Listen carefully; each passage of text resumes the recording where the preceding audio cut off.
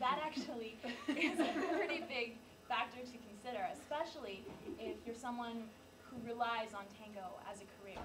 You know, professionals, dancers, teachers, because not only is their reputation at stake, it's their career, their means of income. So the final thing you have to consider is, does someone want to dance? You look at whether or not they're looking. Are they making eye contact? And this is one of the most common ways of inviting someone to dance. It's called gabaseo.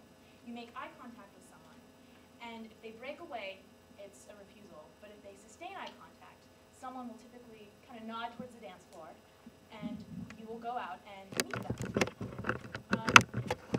Now, we found that not only was gabaseo used, but physical approaches were used. People would come up to you and physically, vocally ask you if you wanted to dance. And there seemed to be no preference for one or the other in either older or younger dancers. It turned out to be more of a personal preference. But regardless if the person was either older or younger, refusing them was seen as rude or just not tactful, and they would not ask again. So one thing we noticed was that the men always asked, always. And in a book by John Guy Goulet, he mentioned how there are these unspoken gender rules that wherever you go, in Tokyo, London, New York, Buenos Aires, and mainstream heterosexual tango etiquette stipulates that women will behave as spectators of the male gaze and wait to be invited to dance. And we observed at gay milongas, even though they do bend the gender rules, males were more likely to come forward to initiate the dance.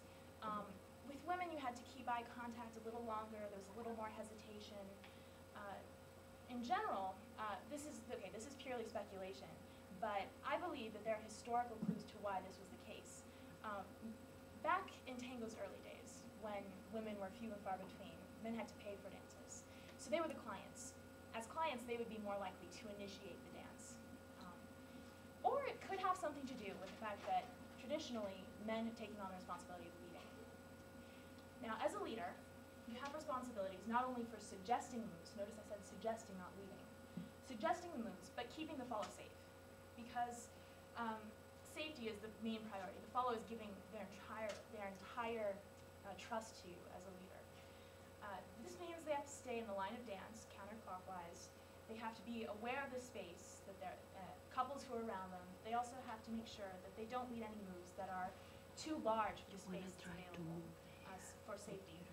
And they don't just control, they listen to the follow.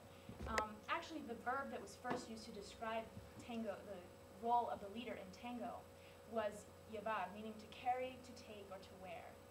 And this, I feel, emphasizes the role of listening and the respect required for the follow. So as a follow, you have to listen and respond. You give your control up to the lead, and the verb actually used to describe following was dejar, meaning to allow. So if both the leader and the follow listen, you end up with something that's more of a dialogue as opposed to this puppet-master relationship. And the follow has certain liberties that he or she is allowed. So the follow can accept moves or not.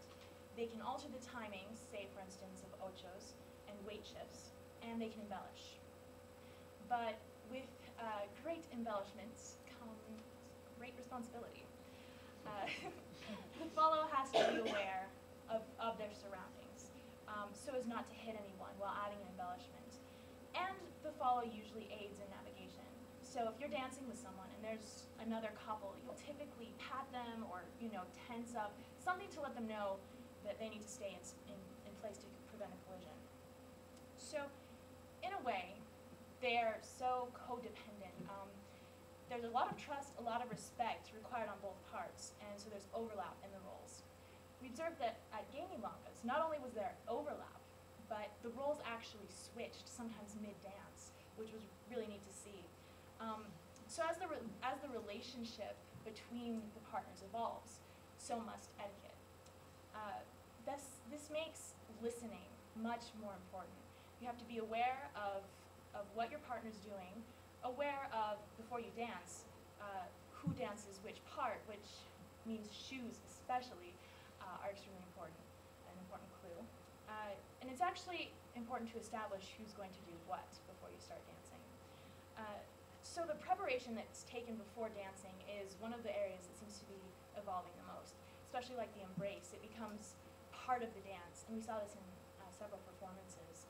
You have embraces that are anywhere from gentle and fluid to what they call the style of the 1950s, where pressure and support of each partner is emphasized.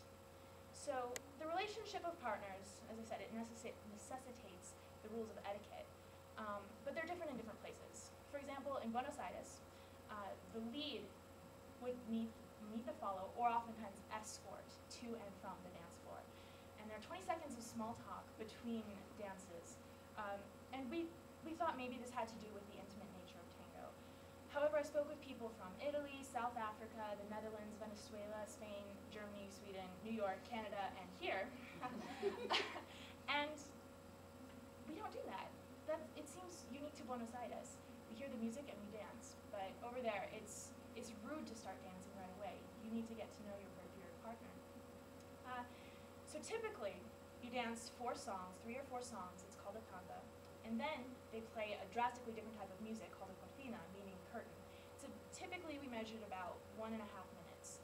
I found that you don't make small talk after, like when they're playing the cortina, because that translates to I want to dance again.